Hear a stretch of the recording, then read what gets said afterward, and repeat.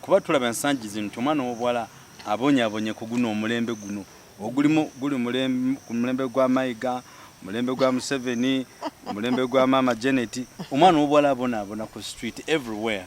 Kansoke kano kogamye nti omwana abonera ku street. Mwana watu bulijjo tulaba abaana bali ku streets bonna. Ngezo okwongera okukyetegereza nga abaana bendaba bali ku streets mwana muki muwala gwo buno obubeginga olaba mu abalenzi buwala buyitirivu ate omusango emirundi mingi gujja kuba gwaffe abazadde abazadde fe omulembe gwe twakuliramu.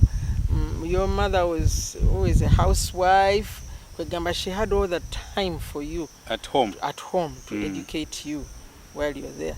Nekati embeera eriwo abantu bakeera genda kukola ki kukola, and not because tebagala nnyo to bring up the children, naye because there is a need in order for the home to be able to be run properly, n'abaana ne babeera fed properly. Naye nga ate waliwo skilling gye tutadde nnyo ebbali. Craft work. Yeah? Tulina craft mulungi nnyo. Tubaza in the right direction.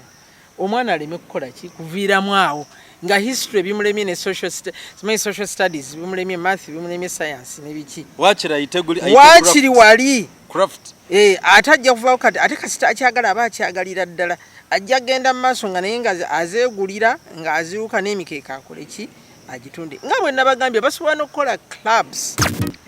Emabegako before COVID and all this naleetanga abakyala nga bayigiriza abaana abawala okukola ki okuluka emikeeka, bali bakola ebigbo n'emikeeka, naye nga ninamu omulenzi bannange oli omwana nga aluka omukeeka bemanyi baba malala yazuula bino mu bisanja bisatu yazuula bino awo okutte wafu ate wajjako wano mulanga abatasaaga zino channel zolaba ez'abadokita n'abamu abalangirako obulango batya. Alright, mwena wana flash techa Uganda wamu na Point Media tuyanziza kumala kwekumira kumpe omwebale kutwagala ate mwebale kubeera balabe fa balunje nnyo nga budde obusinga bw'abasuubiza nti tuteera okufuna abantu abe ez'ensonga ezikwata ku nsi yaffe Uganda, ezikwata ku oyo omuntu wa bulijjo naddala mu wiiki eno nga bwe tubadde n'olunaku lwe bayita Girl Child Education, nga ne twebuuza abaana ab'obuwala batuuseewa ensangi zino. Omwana w'obuwala nga abonyabonya ku guno omulembe gwa Museveni oba mulembe gwa nina nga busimanyi, naye ng'omwana w'obuwala maama ye omwana abonyabonye. Era tuli bamukisa nnyo nti n'olwale tulina omukyala omu yekka bw'ati ensangi gwe bayita Florence Bagunywa Nkalubo. Yani wali omuwuliddeko, wali omulabyeko, olina ky'omumanyiiko ojja mutegeera. Eyaliko State Minister of Women Affairs ewaffe wano mu Uganda mu Buganda, ate naddira n'aba Minister for Youth and Employment. Ekyo kitiibwa tukiwa eri Katonda kuba nti munnange okwanda bino bina ebitiibwa ate ng'okyali mulamu newe bale kunyirira.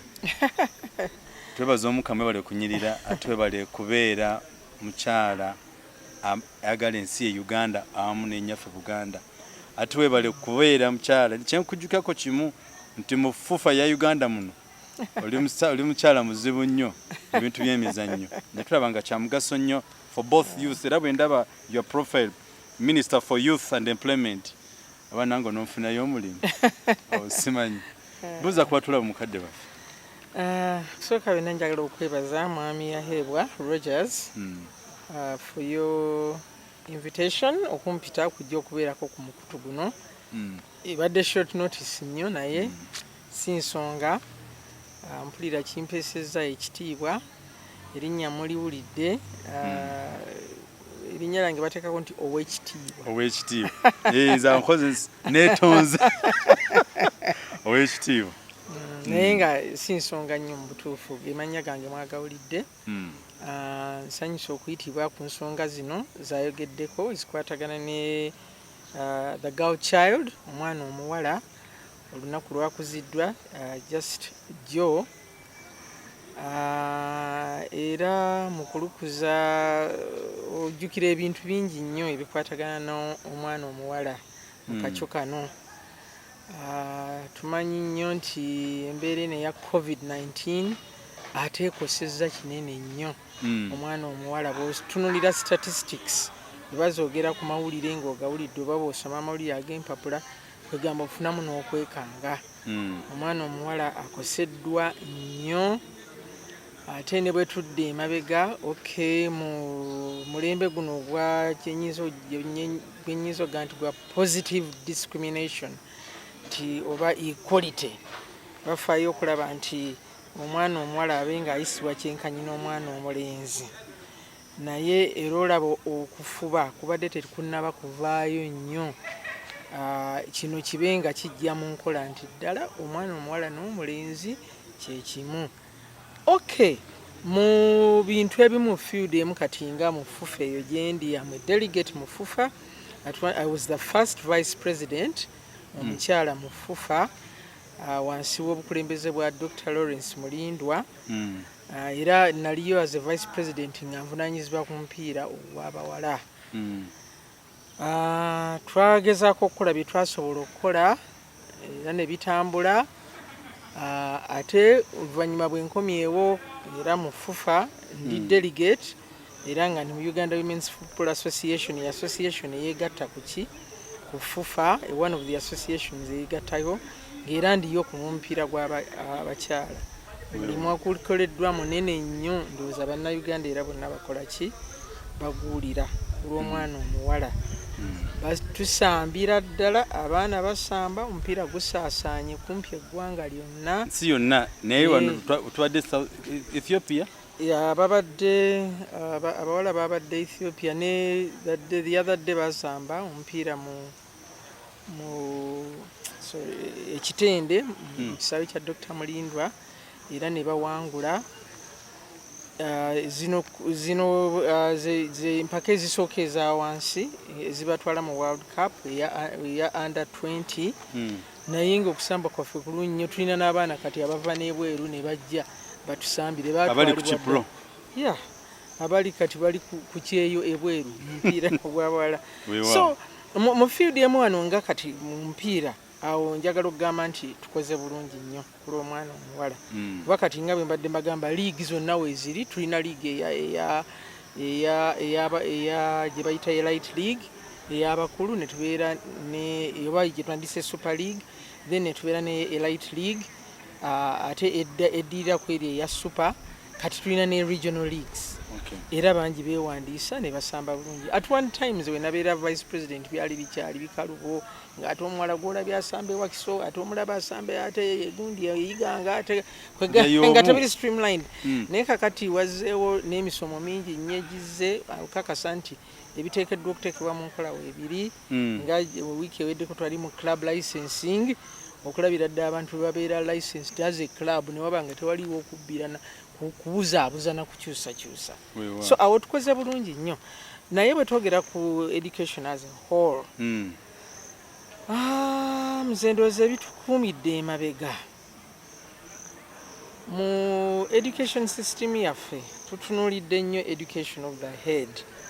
Nze taata wange was a great education of the head otegeeza ki nzija Rogers nze taata wange was a great educator era nze nali simanyi nti engombe we yagireetawo ya education of the head, education of the heart and education of the hands gyeyayitanga 3H's. Nze okukimanya nti taata ye yafumba ekintu kino nakimanya nga tuli ku funeral service ye abantu ba educators banne bwe bamwogerako olina agamba kino ye yakitandika ye yaleeta eyo the education of the 3H's of the head kyekitegeeza academic mental then of the heart ekintu ekyandibadde nti kifa nnyo ku morals then education of the hands ekifa ku skills kubanga era skills zisinga kubeera mu mikono muno. Kakati education yaffe ekyali academic oriented nnyo wano mu ggwanga ng'eggwanga byogerwa nnyo nti simanyi skilling biki naye tetunnababiraba ku ground skilling Uganda skilling Uganda tubiwulira byogerwa nnyo naye tetunnaba really kubiraba obikyali nnyo mu kwogera kubanga twagala bibeere mu curriculum bwe binaabeeramu mu mainstream curriculum tujja kumanya nti something is being done in that area. Kati eyo yo education of the heart kwegamba eri nnyo mu madiini. Education of the heart. Amasomero gaffe mumanyi galina nnyo orientation, that is Church of Uganda, that is Catholic oriented, that is Orthodox, that is Seventh Day, that is Islamic. Awo kitunulira nnyo in that area. Naye ng'ate of the heart kirimu nnyo ne morals. Ekino tukisanga nnyo mu literature waffe wagundi, oral literature, culturally osangamu nnyo morals abantu nga mu culture zetuvaamu. Omuntu okujjayo omuntu mulamu biki ebiteekwa okukola ki okukolebwa. Ekyo gye kiri nnyo ng'ogyeko the religious side of it.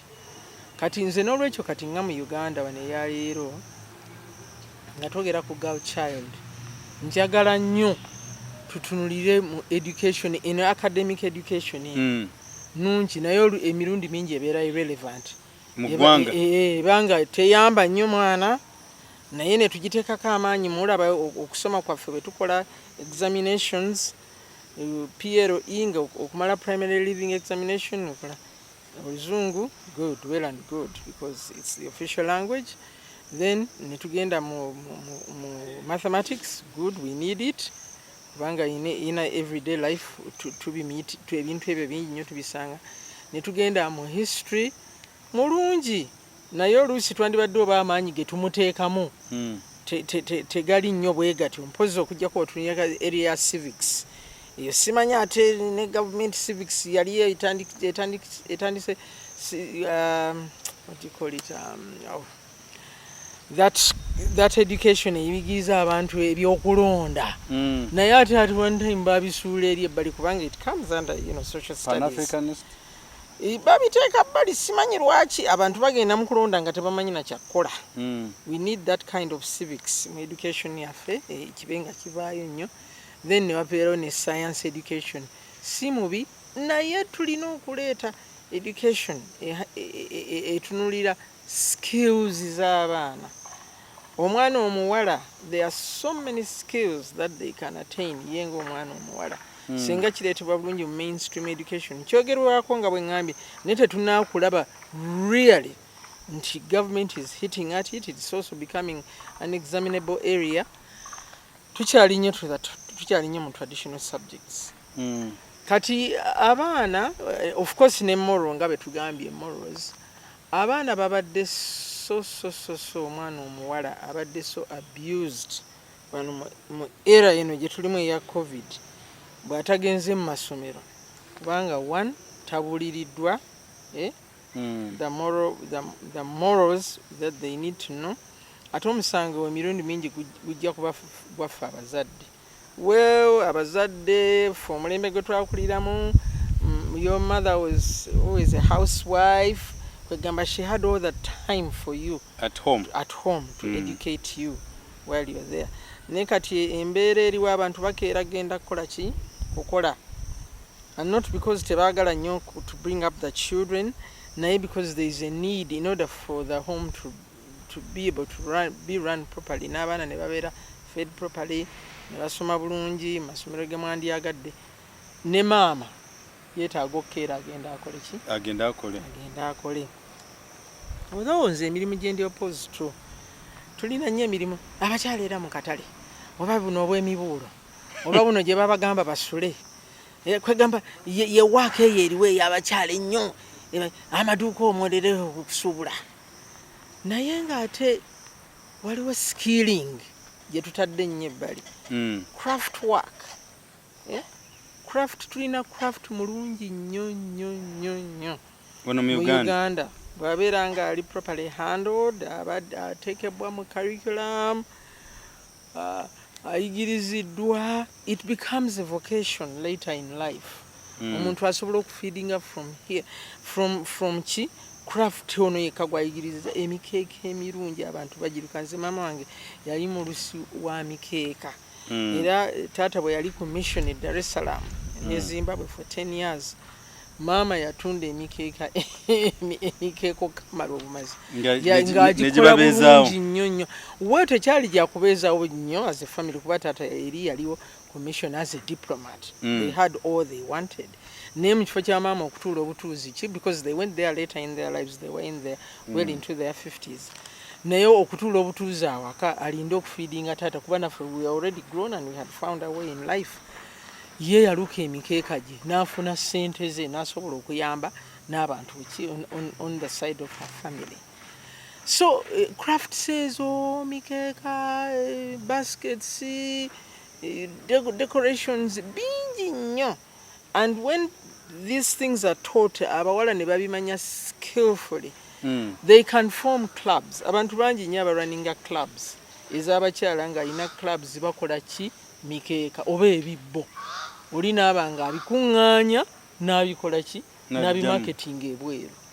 Yeah, these crafts can be very very profitable ebweru nga bitwaliddwa okutundibwa. So tuleme kulooza nnyo mu nti abakyala butale bwa mibuulo ne balinya ebiroole nti butale bwa kusula mu juice because of COVID. Tamula mukyala nabbanja ng'aba mosquito net ekaleeru. Kegamba, let us bring into our education system when we are talking about skilling craft season zibeere done to excellence. I'm sure zisobola okutundira ddala obulungi ennyo n'abakyala abaana ne baviira dde eno mu ssomero nga craft season olinga bw'abanga skill ye weeri because abaana babeera ne latent abilities ezeebase ziri muli mu bo nga zeetaaga kukola ki buzuukusibwa ne zizuukusibwa ate ne bayambibwa ne baexcellinga. They can be in their own homes. Okay. Nga they are running their own home naye nga ate balina ekintu ekiri profitable ekirungi ennyo ekiri marketable kye bakola.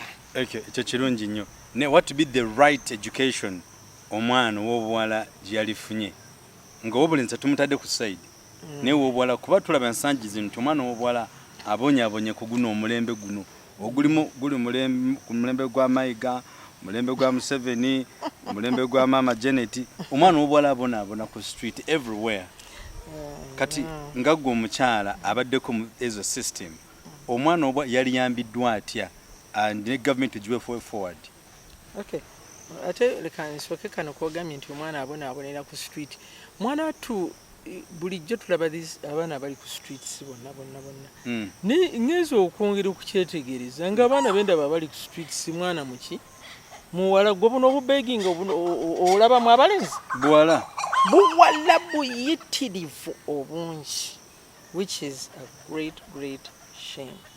Ate ndaba of course emirundi mingi government pouncing on them ne bajja naye kati baludde abaana basaasaanye bangi nnyo, and many of them you see a 16, 15, 14-year-old ng'asitudde akaana n'ogamba ddala kake oba bakamuwadde bubi kujja kusabirizaako ssente abantu balabe bamenyeke emitima balyoke babawe ssente naye ng'ate ddala obwana obwo obumu bwana bwa bannaabwe abo baana ababa bakoze eki babasitudde.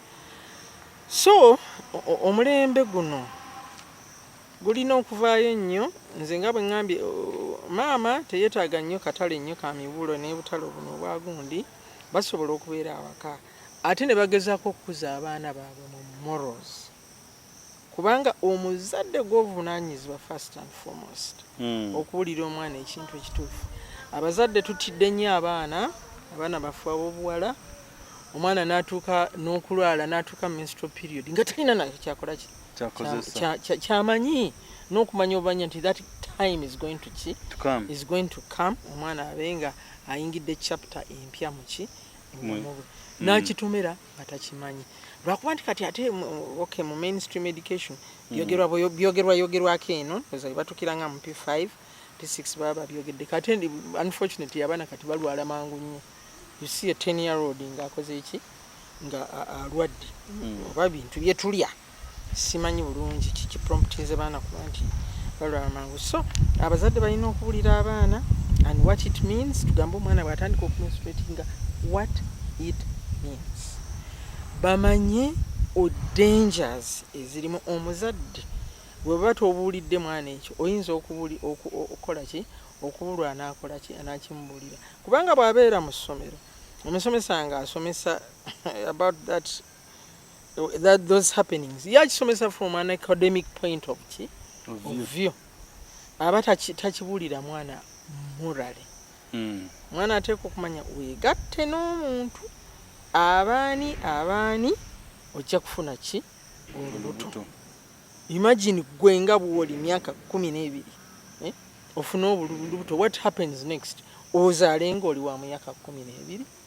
nze nakuzaala oli nga nina emyaka 12 ateeka okuba nga abuulirirwa obubi ne shame kyekireeta muki mu famire kubanga ate kakati munnange omulembe guno abaana bangi nnyo embuto ate bazijja muki mu bantu baabwe bennyini emirundi emeka tusime mu mawulire nga taata ali kuki ku muwala we oba bakojja oba abaana brother and sister ancestry kwegamba bagiyita ancestry kingi nnyo kyayitiridde so omuzadde okusingira ddala omuzadde era nga maama gw'olina okuvumirira n'okugamba omwana omugamba alina okulinda omuyigiriza omutuuze ng'omugamba bulungi many ya time abaana tetubagamba bulungi nze kati nina wano kasogedde tugenda mu covid sina mukozi waka kubanga sikyalaba mugaso gwe I'm at home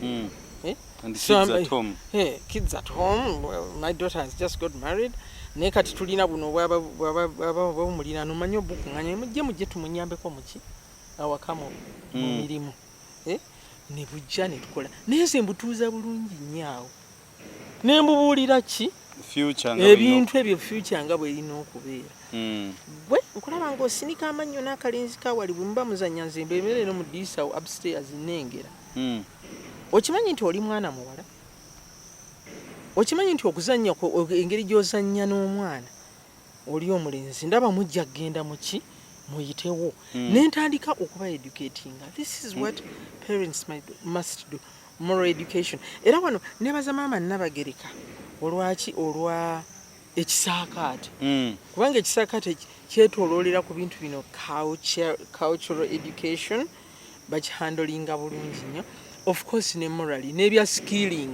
byonna babiyingizaamu the only problem with ekisaakaate it targets the elite you know kati omwana omuzadde atasobola kusasula mitwalo 10 n'emeka tasobola genda obulidde so abazadde muveeyo omwana mufuule muki mukwano gwo nze dotange bwe yali asome at Gayaza high school ate yabinyumiza nanga mami one thing I used to notice bino bye tugenda visiting day ng'abazadde bonna baba bakola ki bantunuulira wembeera n'omwana kubanga we are like nga we are so friendly we are like a sister to a sister kwepenako okwekoonako okuseka okugira biki not that groom face gy'oteekawo omuzadde buli kiseera of course nze nga ndi kind to my daughter but again firm oteeka okubanga omanyi wookoma naye ki nenze omwana wange mukwano gwange nnyo talina kyatakola ki tewakola Bible nga bwe yagamba nti no suula omuggo yonoona omwana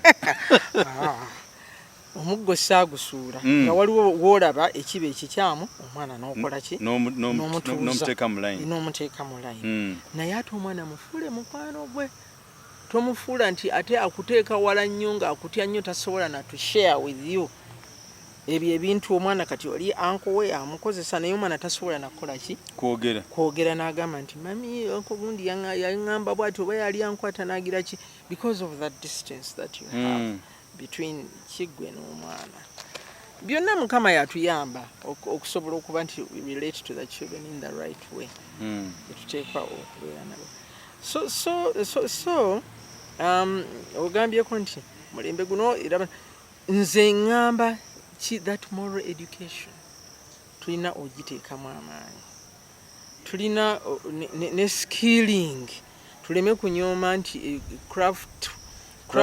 craft work oli skillfulness ogenda ndaba omuntu ng'akoze ekintu n'ogamba kino kyakolebwa mikono naye ng'ate kubanga kyasomesebwa bulungi n'omutima gw'omwana gwali gugenda mu direction eyo nga ye skill ye gyawulira si bino okusoma okutuntuzibwa n'ekibooko ne zivuga kubanga agudde okubala and the rest naye nga omutima gwe guli awo. We need to move into that direction tusobole okuyamba omwana ono omwana omuwala. Okay, mama neyanze kwe ensonga eyo naye lwaki ku mulembe guno nti omwana omuwala tafu kale abaana bo bafaayo obudde okusinga naye tebafiiriddwako. As parents are not bothered, the government itself is not bothered nti omwana w'obuwala, because noma tugamba nti educate a girl nabo osomeseza gwanga ddamba. Kuguno omulembe gwe tuliko ogwaffe naawe abasomye mu baana abatasomye gugenda kuddawa, because we've studied but our children they've not gone to school. So we're asking ourselves, where are we heading at the next years to come? Is this government bothered of its children? Or they believe ballows until ensi egenda koma nabo? Kwanda abali mbude wa kawongezi. Nze nga bwe ngambye government eyogera nnyo. Implementation eyo tevaayo, and it's not only in that, mu bintu bingi nnyo as you may imagine. It's never too late. Kati omwana ono atasomye, omwana omuwala leka nokoleyo akantu kamu. Government yatusuubiza tibajja kuyamba, bajja kuleetawo free sanitary pads.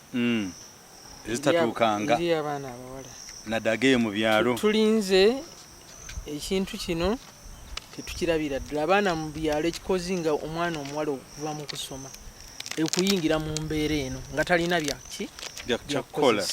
Ebintu bino gye bali balulwe bakola nga biri washable, nomanya nti omwana ayinza okuddayo eka n'akola ki, nayoza ebintu bye n'abyanika n'asobola okujja mu ssomero.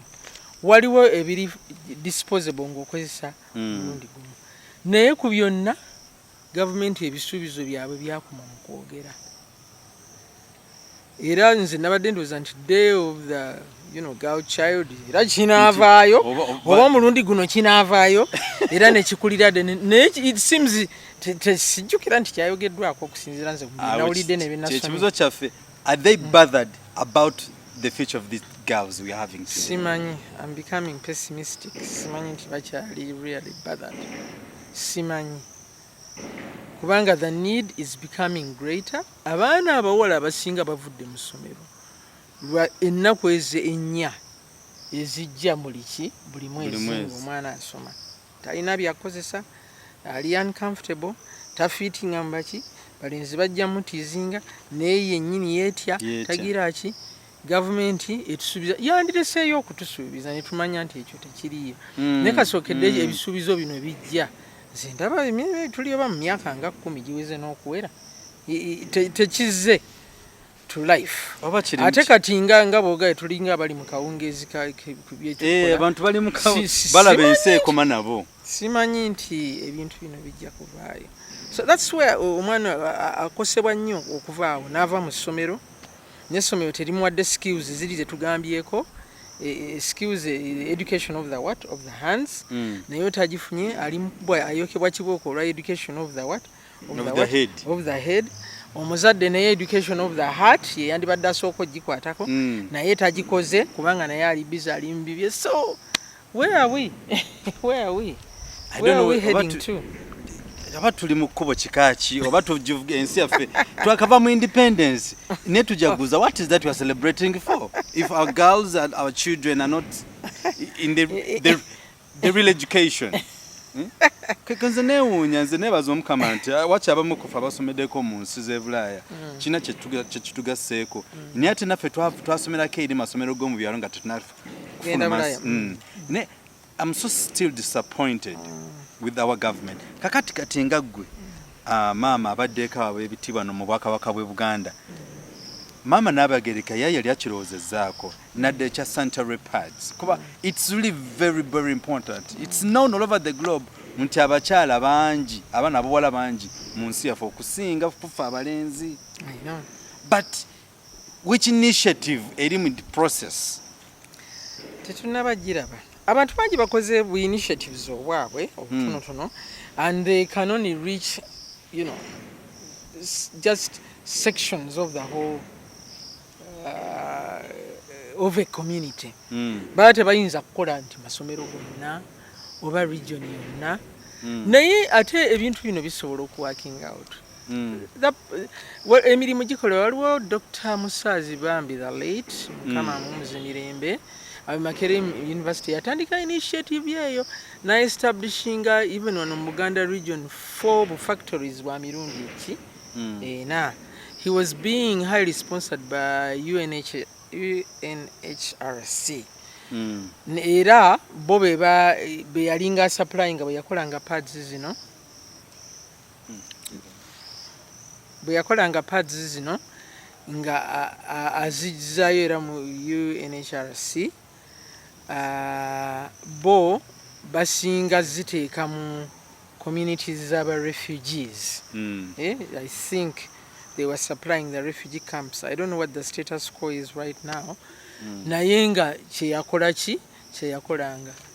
If they are really determined and really serious, they can set up units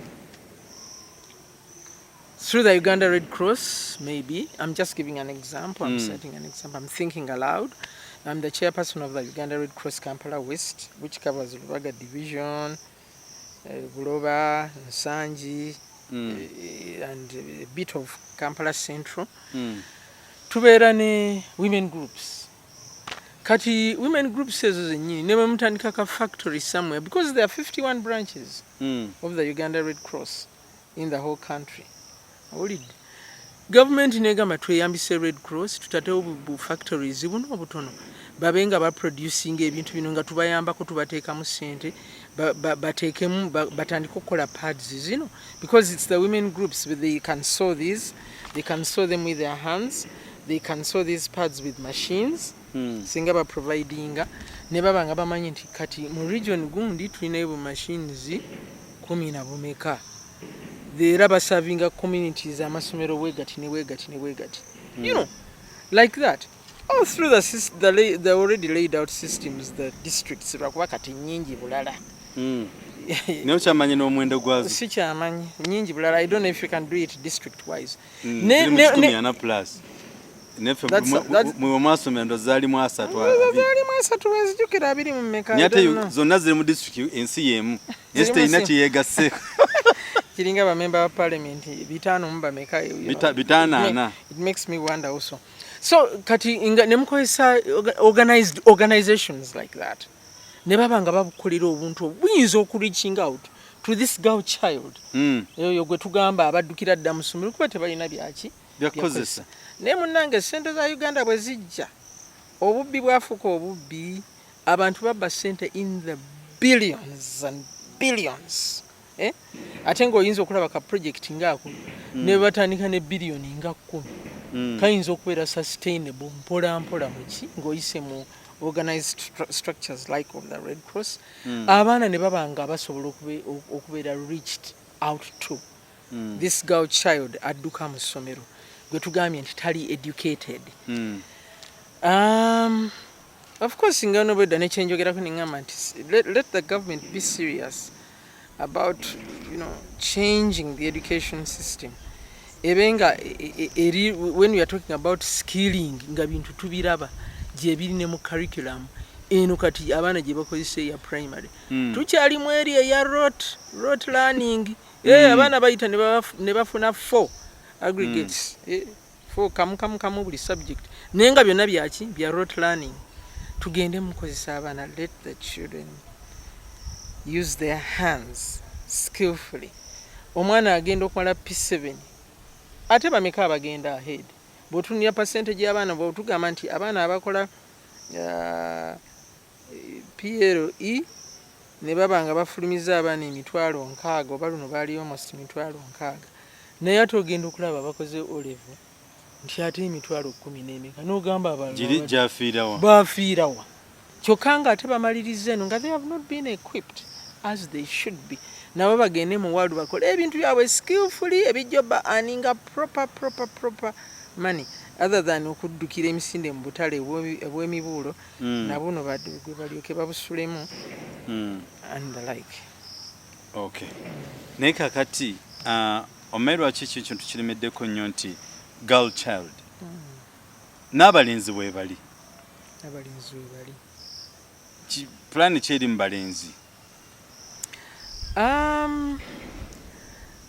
abalenzi era nga bwolaba as we go higher olaba nga abawala baleseninze.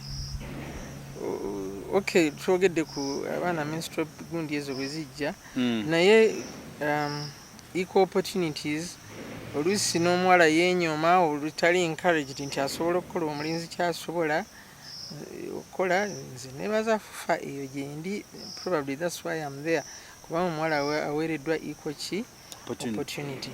Naye n'abalenzi when it comes to skills zino ze twogeddeko, n'omwana omulenzi alina emikono egisobola okukola ki okukola ebintu skillful. Kwanda ennaku zino abalenzi mu masaluni basiba enviiri ate bulungi nnyo ne basinga n'abakyala n'okustylinga omulenzi omuzanyisa ogwo nga stylinze enviiri z'omukyala omuwala aba tamutuuka. They do so well. Nate omulenzi ateekamu n'akensusu kwegamba omwana omulenzi yagende mu maaso. Ffe kyetukabira the equal opportunities n'omuwala aweebwe ki omukisa. Omwana omulenzi tetugambye nti asuulibwe ebbali, tumwagala nnyo atukolera bulungi nnyo, naye n'omuwala tukole ki tumuwa omukisa. Zino skills n'abaana nze awo mu ssomero nina essomero awo nga ku Makerere ekivulu emabegako eyo before COVID and all this naleetanga abakyala nga bayigiriza abaana abawala okukola ki okuluka emikeeka, baali bakola ebibbo n'emikeeka, naye nga ninamu omulenzi bannange oli omwana ng'aluka omukeeka ate yali mwana Musudanese naye ng'aluka bulungi nnyo compared to the girls. Lwakuba nti programs bwezi tuzireeta abazadde ne banyooma, ogenda n'ogamba nti n'owandikira abazadde nti abaana mubawe ensansa mubawe ensansa naye ng'olaba obalaba obazza mu byemabega ebintu si kubaza mu byemabega ato, tubaza in the right direction. Omwana aleme kukola ki kuviiramu awo nga history bimulemye ne social studies bimulemye, math bimulemye, science nebiki wakiri wali craft ate ajja kuvaako kati ate kasita akyagala aba akyagalira ddala, ajja genda mu maaso nga naye nga azeegulira nga aziruka n'emikeeka akole ki agitunde. Nga bwe nabagambye basobola n'okukola clubs when your work excels, mukola ne clubs ne muba nga mulina abantu abagira dda ne babagulako ebintu bone bagenda ne beba marketingira, kuba kiyinza obutabeera kyangu gwe wooli okufuna market eyaki eyebweru, naye nga to oyinza okuforminga groups ne wabeerawo group netufuna nti nessomo lya producing ebwebiti netufuna market e Bulaaya kasita ebintu byanga biri done excellently. Kwegoma tagenda viiramu awo, tasobola kuviiramu awo. So abazadde balina okunyooma nabo kwegamba fenna tulina mindset nti okusoma omwana okuba nti ali very good kibeera mu English, SST, math and science. Bino ebyokuluka emikeeka, crochet n'ebirala, kube kubumba, kube woodwork. Abalenzi nabo abamu amasomero bagataddeyo gundi emisomo emirundi ennyo. Kati nga bw'olaba Mengo Senior School furniture yena ow'essomero bamukolera ku ki kusomero. Yes, era baproducing abaana bangi. Oli naakoma ne ku O-level n'aga nti nze kenjizeemu kamala nange okutandika business workshop yange. Betha oyogeddeko yampoint nje kyekyali badde nadda kati mweno COVID yali badde lesson just right from our parents ne mu masomero agamu. So nze nalisaba abazadde abamu ku abo eyo system yebetandika okukolebwa nti eno system ey'okusomesa omwana hands on etandike ekomewo, kuba ekituufu kirizagaana abaana abafumbi. Nalabako mpapula z'amawulire last week omwana yazadde abalongo myaka 12 omwana yazadde abaana kati ekituufu abaana yazadde ani 12 yazadde kati omwana yaani ku bonna. Naye ate nolaba nti still ate twalabeko nalino mu north kampuni eno ekola enguudo abawadde abaana embuto nti over 1000 plus P7 senior 3. Can you imagine? Company number. But you've not had it anywhere. No activity, no action has taken place. Those other companies have a government in Angisimani. Punitive action. Yes. Eri abantu abafunyisiza abaana abo. Nange nabisomyemu. I think it was the day before yesterday. Nenga ndaba balinga abanyumye emboozi. Bali mudili darling. Banyumye emboozi abaana bagundi bafunye naye embuto bazijja kubasajja. Ate baba bamanyi those people need to be followed down nga beeyambisa abaana bano ere babeere ki wabeerewo punitive action ebeera taken. That's where the problem comes. Kati kyempulira abaana abazadde era bakkirizibwa okuddayo okusoma. Ono SST science simanyi nankani kigenda muyamba ki? Binaamuyamba ki? Kubanga senga yali yatandika dda ne skill omwana ne bwana abaana asigalawo waka skill eri ne twongera okukola kyo gibuilding nga bwe tugambye. If this is within the curriculum everywhere bajja kubanga balina ebintu bino they get into clubs abakola obulungi nga babeera mu club abantu abajja kujja nga babanoonya na bunoonya nti club yegundi be bakola ebintu ebyo of this quality. Absolutely. Yes. I think that would be the best way to it's go. It's not enough to say nti bajja kuddayo kusoma. Bino bagamba companies zibawerere. It's not the solution. That's not the but solution. we have to stop these actions that are taking place in stop this Museveni. action. Waliwo enzira ku education of the heart, morals. The three heads. Abazadde of the head. Yes. Of the heart. Naye of the heart abazadde ffe tusinga okubeera responsible for education of the heart. Kati ne skills of the hands. Government etandika okubeera serious. Birekerawo okunyumya emboozi. Niolozi yo government wano mulembe guno ina gukyegwagaliza. Nbuuza mma munanga abaddeko mu system zino. Olozi government ina kyetwagaliza. Simanyi oba government ina kyetwagaliza. Okwogera kulaga ng'omutima ogwagala ennyo. Naye ebikolwa bitono. Bwe binaaba nga tebinaba kuvaayo kubanga ekya skilling bamaze ekiseera nga bakyogera naye twagala tukirabe wano mu curriculum. Bwe tunabeera convinced that ndowooza ddala waliwo kye baagala kukola kye batwagaliza tubeeko kye tukola. Naye tolowooza nti Uganda's education system is also compromised? Well, definitely it is indeed compromised. Abazungu nga bwe baatuleka bwe twogera ku independence gye tukyaliko bwe baabireka bwe bityo. Tulemeddwa okukozesa creativity ewera okulaga nti naffe tukola ekyaffe kye tumanyi tikigenda kubeera beneficial eri ki abantu baffe. Examu ziri amasomero ne galanga era abaana be bafunye nnyo mu bubbi nno obungi ennyo mu bubbi bw'ebibuuzo obungi ennyo. Bagamba bayise. Obubbi obubeereyo oyinza obumanya. There are about 101 ways of examination malpractices. 101. Toyinza bimanya bingi ebikolebwa. Naye nga bwe tugamba abaana bamala PL bonna babulawa bwe tugendera ku O level. Where are they and what are they doing? Be bano bundi butale bw'emibuulo. Bansula mu butale. Ebintu ebira singa education of the hands eteekebwa mu ki? Mu bikolwa. Eyingire mu mainstream ki? Curriculum yaffe. Nze ndowooza tuyinza okugyayo ebintu because we have a lot of beautiful crafts. We have n'abantu ababiyigiriza gye bali. We need to take care of that. Bazadde bannange abaana mbafule mikwano gyammwe mbabuulire the difference between right and wrong. Muleke bukudduka genda mu butale bwa mibuulo ng'abaana basigaddeawo bataayaaya byalo owulidde bafuna mbuto. Singa aliwo omulimu ogwatandikibwako mu masomero abaana ekintu nga kimuyingidde ddala era naye ng'akitegedde nti kiri beneficial ajja kibeerako. Abaana abawala okusamba omupiira twebaza opportunity eyo nnyo. Yeah, football is not only for boys. Era nze okuba ne bwenabeera mu FUFA even anda mulindwa nze nagamba nti omupiira ogulisinga okutunda ate Uganda more than it has ever been sold bugenda kubeera gwabaki gwabawala. And it's happening right now. It doesn't happen right away there. Kubanga ebintu life is dynamic bigenda bi happening ampola. Bwe tutuuse leero n'abaana abawala kati babagula basamba bulungi nnyo ba excellinga. So opportunity ebaweereddwa tugyagala nnyo when we are talking about equal opportunities. Ekyo nkyagala nnyo.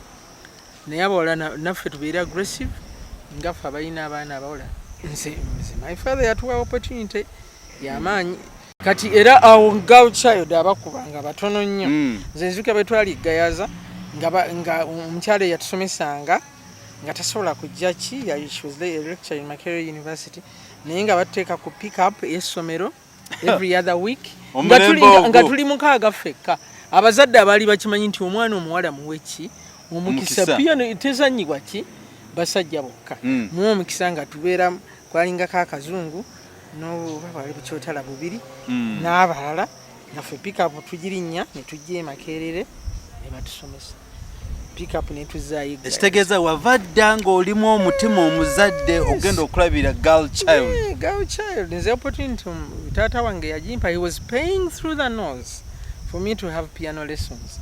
By that time tegwali muzannyo kati butulaba waliyo music school oluusi Namirembe Cathedral esasulira a host of people ekitaliwo walinga omuzadde akitegeera yakola ki yamuleeta naye nga apayinga through the what the nose for it tekyali kyakusinika manyi omwana n'agenda okusoma piano so nze omukisa nagufuna so nange ngwagaliza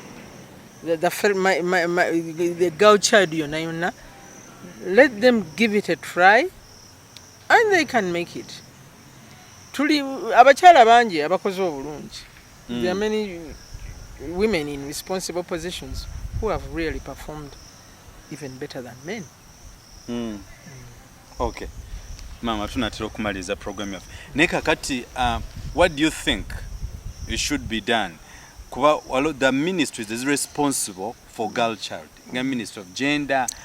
Waliwo n'omukyala mu Bwakabaka bwa Buganda bamuyitani ali anda kwaliko nakiwala naye n'avaako abaani aliwo nange mwerabidde naye abantu abo waliwo ndoza Dr. Prosperous Nanchindu yes Dr. Prosperous Nanchindu kakati magezi kigobawa kuba obadde jeno mu kintu kino bawe ku magezi kwa kireme koma kumwe abakikozeeko kireme kufiira ddala kuba endabira ddala nti Minister of Education mu Bwakabaka bwa Buganda nga toyogedde ku girl child amidst mama n'abagere kyakyogeddeko olunaku olwajjo ene tweyogeddeko naye nga naleetazi bagambe nti no amasomero gaffe bwe gati tugenda gawanga central pads kati oli mu Red Cross tugambe nti Red Cross negenda kujja ebakwatireko oba ffe tukyetandikire kwanza kinnuma okulaba nti n'abaana b'obwana bisanga dada ku street and the minister is not bothered and for information critically observing ku street okwo 9 ku 10 no 9 ku 10 kuliko bawala me abalenzi banga we bali 2% 5% abalenzi bali liddawa tubalaba you see these girls lying on the streets it's ridiculous anyway Ministry of Education girl child ekiri gender nga bwogambye ekiri Buganda Kingdom problem Buganda Kingdom nebaza Dr. Prosperous Nanchindu omulimu gwagezaako okukola she's overloaded. I mean to me she's running like 3 ministries in one and I feel it's kind of like ridiculous kwegamba okufuufiringa ebintu ebingi tekiba kyangu nnyo okubikola naye being a lady and being that it's part of her portfolio I think she's the one responsible for that ministry.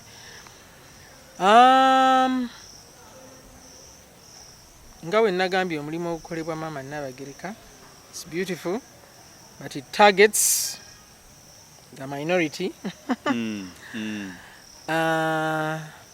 Maybe weetaaga okukolebwawo duplication at lower levels ng'ekiri eri waggulu okay even through the churches the dioceses nayo dioceses oluusi zibeera nazo ne ssente they can also duplicate that kind of service eri omwana waffe omuwala.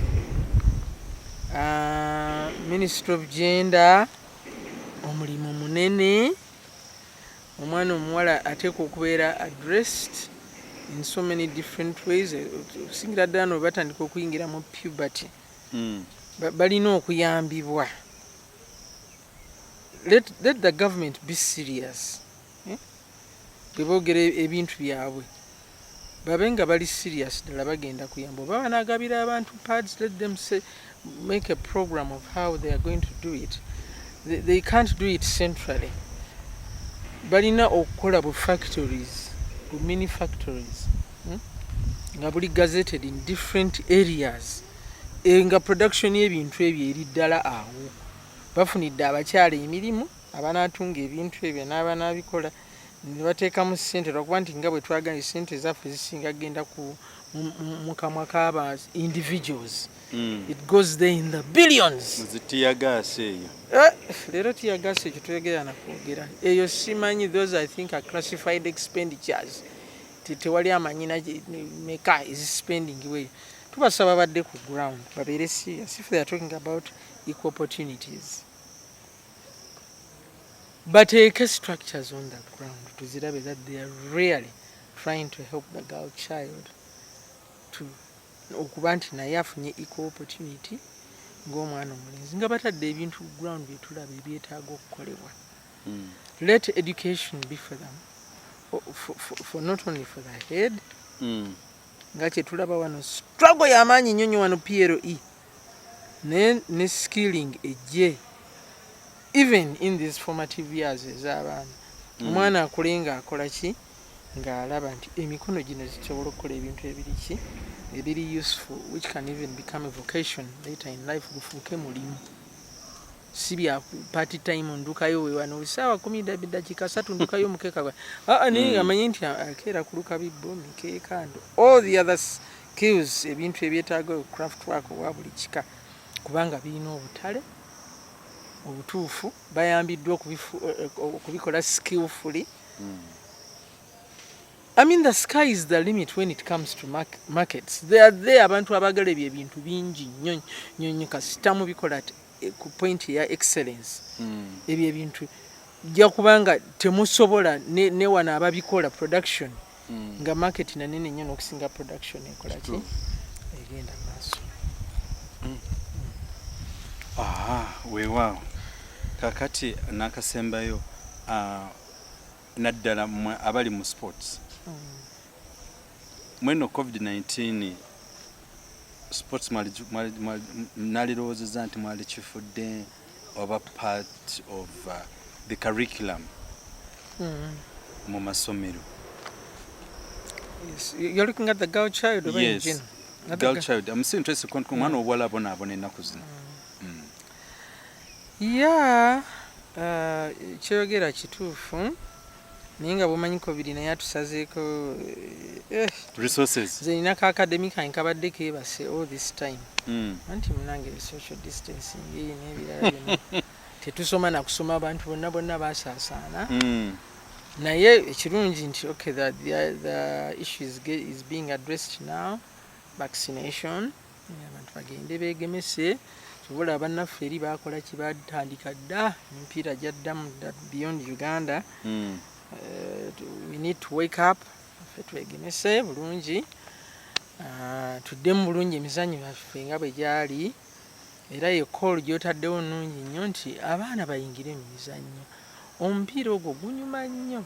Abantu abamu bwe balaba omwana omuwala ng'agusamba skillfully batya n'okutya kuba badde tebamanyi nti kikola ki gye kiri. Era nze ka academy kange kenina ku ssomero concentration eri ku ki girls football. Yes, kati of course ne FUFA eyogera nnyo nayo ekoze bingi, naye okuspreading omupiira gw'abawala tekinnaba kutuuka ku point gye tukyagalako.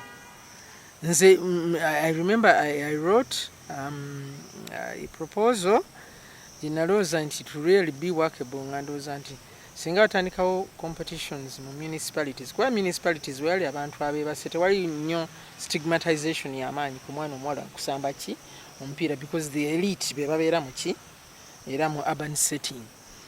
Competitions tuzitwale eyo kubanga in FUFA we always talk about okubunya omupiira the whole country ogw'abawala. Kati era nga tuyinza kitandika kyonna lumu. Naye singa tutagetinga municipalities oba ne tukiteeka mu regions n'ozigamba nti kale mutweye municipalities 3 oba 4 mutandikeyo competition nembateekamu ssente. Usually we start by bateekamu mipiira, especially in schools. Bakyagala nnyo, twakigezaako wano Kampala. Nze muli mpulira, I'm proud because I'm one of the people abasooka okuteeka the pioneers omupiira gw'abawala no mu Kampala. Twakola tournament, Dr. Mulindwa yatuyamba nnyo, n'agaba emipiira kwe nze ngenda mu lukiiko olw'abasomesa edi teachers n'abaga bannange n'emipiira wegiri tujja gibawa singa munaagutandika mu ssomero, just omupiira gumu n'olaba nga aba head teachers bwe bafune omupiira gumu ogenda etwala 5 ogumu, ate nga of course tegubamala naye alina okwongerezako, naye ng'olaba naye kati omupiira kawempe byatandikira mu ki mu programs gye nayinishia nabalabako wano mu kawempe basamba. They are very good. Boira betwatandika program yalinga yawonna mu Kampala in the different divisions. Mpawo kaga bonga besazeewo nti abo balina too slow for us. Katukole kyaffe ekyekawempe. Okitegedde? Omupiira gubeereyo. Ne FUFA ereete makonteina n'amakonteina gaki ga mipiira kugaba nga gw'abawala gy'abawala ate ne gy'abawala size ebeera na smaller. Singa tukola abalenzi tebajja kutawanyana mipiira gyaffe. Tubeere kapiira kaffe bagabe batandike municipality competitions, many schools join, and of course ne zigenda nga zivaamu ne mufuna the cream from the municipality ne beegatta wano mu finals somewhere oba enjeru oba wherever. Awo muyinza okugamba now football has spread throughout the whole country. Kubanga n'abalala municipality gye bataalonda oluddako naye ejja kubanga eyagala ekole ki naye joining this municipality competition. Kubanga bwe batandika ng'obataddemu oluvannyuma kibalekera nti akyammwe era ng'abeekawempe bye baakola twali nga tusooka kulinda mupiira gya Dr. Mulindwa ekyavamu nga bituliisa nnyo katukole ki byaffe. Now they are miles ahead. Lwaki tobako owedde ate abali mu mambuka g'eggwanga ate no balina abaana abalungi abali physically fit bulungi nnyo mu kusamba era bangi n'abali ne mu national teams zaffe nga baveeyo engulu nabo basamba. Naye nga omupiira guno ogw'abawala nga bwe ŋŋambye tugusoosemu urban setting awatali bajjaga abawala tebasamba mupiira ate laba bano bagira biki. Buno urban setting gujja kuspreadinga ki mpola mpola. Up country they are playing. FUFA ya gundi efubye nnyo ya Moses Magogo efubye nnyo okuspreading. There's still more to be done, naye ng'olaba nti amaanyi gateekeddwamu. Weewaawo lwaki totukowedde academy yo gyogereko tulabe abantu bala bayinza okwetaaga okwebuuzaako academy bagiyitaani. My academy, unfortunately, mbadde slow nnyo mu registering. I've never finished my registration process. Tugiyita Children's Corner Academy. Mulimu abawala mainly nsinze kutunira girl child engeri gyendi nti neeno era ndi mu WUFA, Uganda Women's Football Association. Naye n'abalenzi sibasuula mu gguluka era be bagenda okuzannya. Twebaza ab'e Makerere University LDC batuwa akasaawe kaabwe wali bwe tuzannyira. Era nebaza n'abazadde abafaayo ne bagulira abaana boots, uniforms na biki byonna. We play friendly games. We play in Kampala district. There was one time twawangulako n'ekikopo kya Kampala district in that small academy. Nze mpita n'amasomero amalala. Omanyi ebintu bino head teacher bw'aba tatadde mu maanyi mu kintu tekitambula. Nze nsaba ba head teachers ate nabo bamanyi. They dictate to them from their districts bagamba nti girl child mumuwe ki opportunity. Then was one of the best opportunities they can give the girl child ate ngeri evident buli omu akiraba nti ddala omwana omuwala aweereddwa omukisa is girls football. Let them also buy that beginning ball and let them support nga Kawempe municipality wekoze and others ne Machindi and others. Central tukyali banafunafu anyway, there are fewer schools. Naye n'abala gye bali abala Lubaga bakola bagayalamuko gundi bavuddeyo beeyongedde okuvaayo ab'Nakawa. Let the head teachers give the girl child an opportunity to play and to play football kubanga abawala skills bazina. Nze kyendabyo mu mupiira gw'abawala gutandikira nnyo eno waggulu ate kibi which is bad. Tulina gusookesa eno ki wansi omwana tumuidentifying nga akyalina emyaka 7 8 waweerere 10 wagendera mu senior nze nejjusa awo tugenda kuwangula ne World Cup. Kisoboka beda kisoboka naye ate nze kyensaba nga gwe maama abadde ali mu fufa ministries zino zetwogeddeko zibalimu ez'obukaka bwa Buganda, Minister for State, Youth and Development and Employment. Tuwe ku magezi oluza waliwo kapasite yonna singa maama n'abagereka nono gwe tuyita maama w'eggwanga Janet Katayi tebalina ddoboozi erigamba wayi kati ffe nga ze maama n'abagereka nsobola kukolagana n'oli omukyala ne batukako Central Park ez'abaana zibune eggwanga lyonna waki ekikibeere tumanyi nti no wayi oli maama Janet ng'akyali mu buyinzi kino yakyatukolera tukimanye kwegamba Chinuma abadde Karamoja, but the Karamojongs people are in the street here. I know. Which legacy did she leave behind? Abana babasinga ku streets ba Karamoja. Yes. Tetumanyi how, why? Is it somebody's business? We don't know. Tetubitegeera. Kwegamba naffe tetubitegeera. But what's the role of babama ababiri betulina? Kyekisembayo. Mama Janet Museveni mulimu munene because ogugwe for the whole country.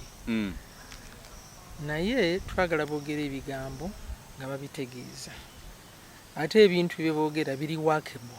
You can set up a system n'olaba nti you have addressed okusingira ddala abaana abali mu rural setting kati ate bwentunuulira at this time urban setting katugira tubaleka abali mu rural setting you can set up a system nga bwe tugambye small factories and whatever sente weeziri okuba sente zikola ki zibula ezaffe eza Uganda ekyo kimanyiddwa tetuwayiriza naye buli omu akimanyi n'abo abakulu bakimanyi bebazeebuliza kati oyinza okungamba nti necupa yanywedde amazzi oba cupa yanywedde soda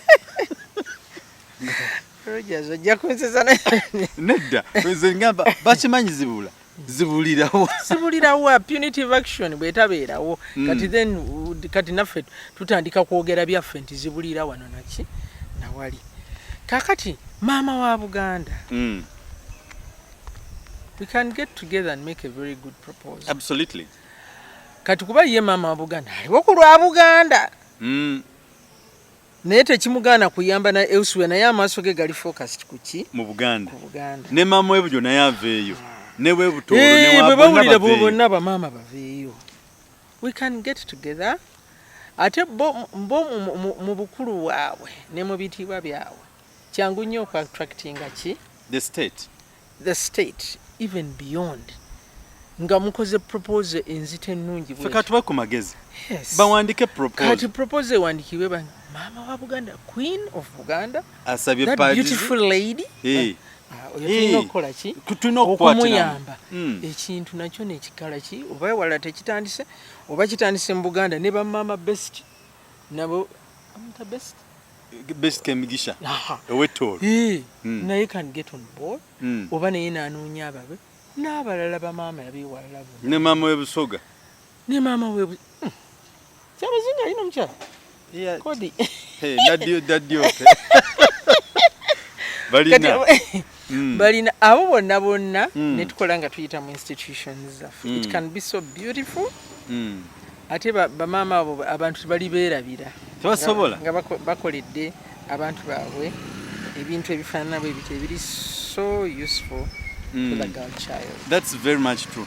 Ffe twetaaga naffe tulabe nti ffe ogwaffe katubajjukize oba kuba naffe tetuzano ku mukutu guno oba okuga nti ffe abasinga ate ffe abasembeyo nedda ne tuli omu ku abo abagala otuka ettofaali ku nsi yaffe Uganda singa tukola kino ekintu tugenda kukulaakulanira wamu bwe tuba tetuyambye oli baffe omanyi kinakkiriza nti mu Uganda nti abantu ebintu emu babimanyi naye beetaaga kubeera nga kubajjukiza nga bayibuli kubeera ng'osomamu nti tolina kutta tolina kwenta tolina kukola kino kugamba kubeera nga twejjukanya era bayibuli neeyogerako n'ekigambo ekyokujjukisa ega nti oba abatukuvu ba Mukama temulekeraawo kujjukiza ki kumujjukiza okutuusa Yerusaalemi lwerifuuka amatendo bwe ba tennakufuuka ttendo mwe mwongere kukola ki kujjukiza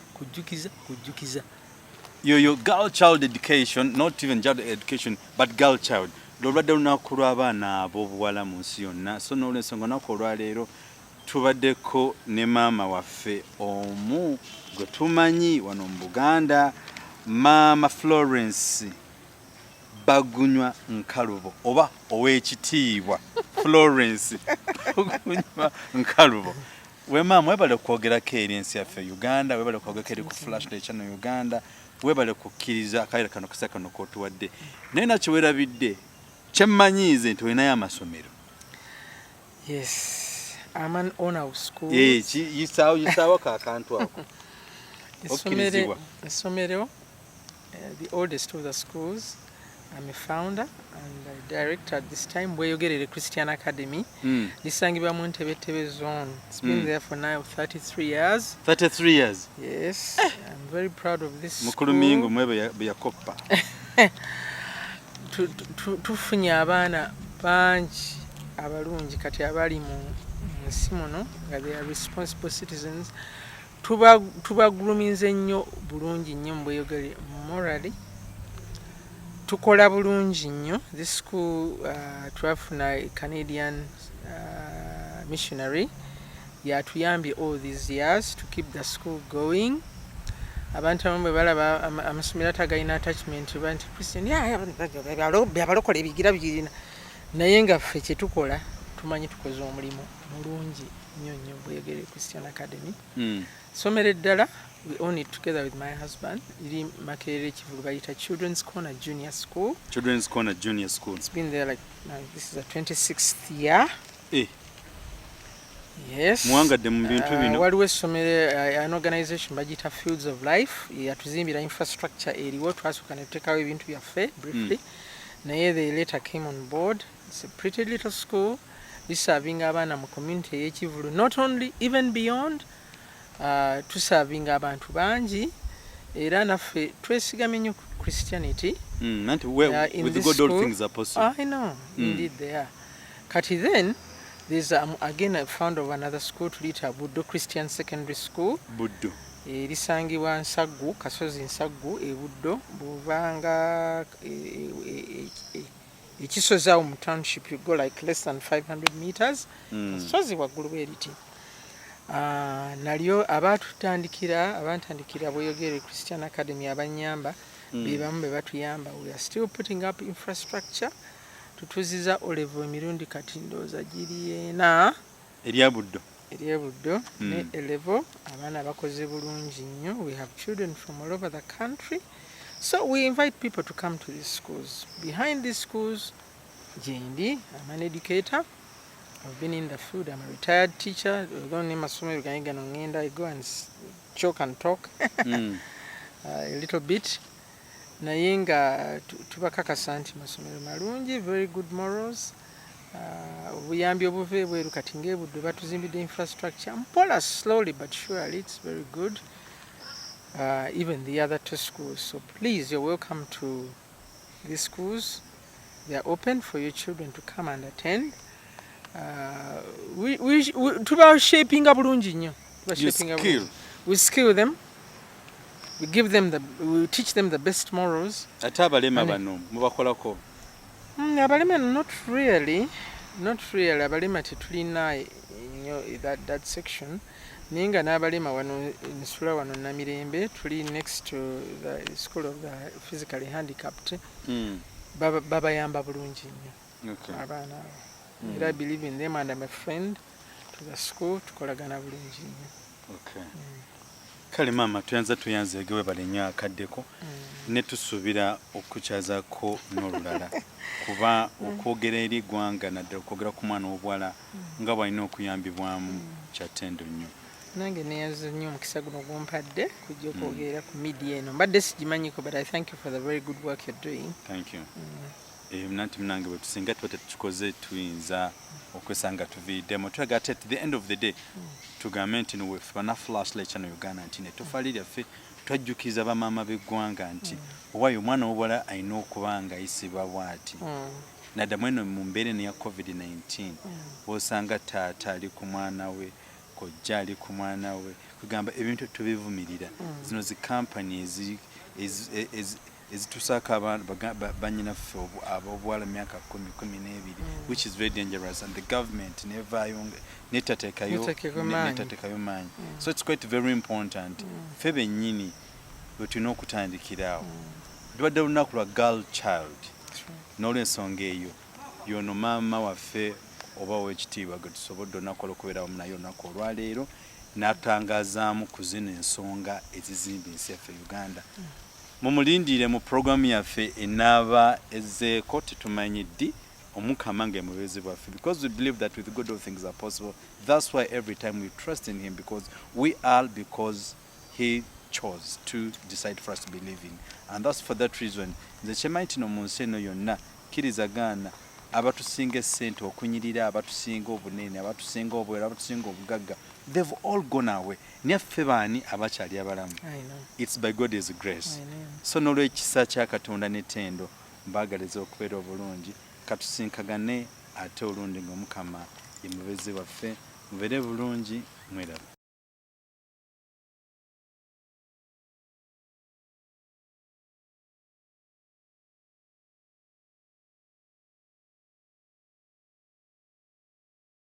bemanyi baba malala yazuula bino mu bisanja bisatu yazuula bino awo okutewafu ate wajjako wano mulanga abatasaaga zino channel z'olaba ez'abadokita n'abamu abalangirako obulango batya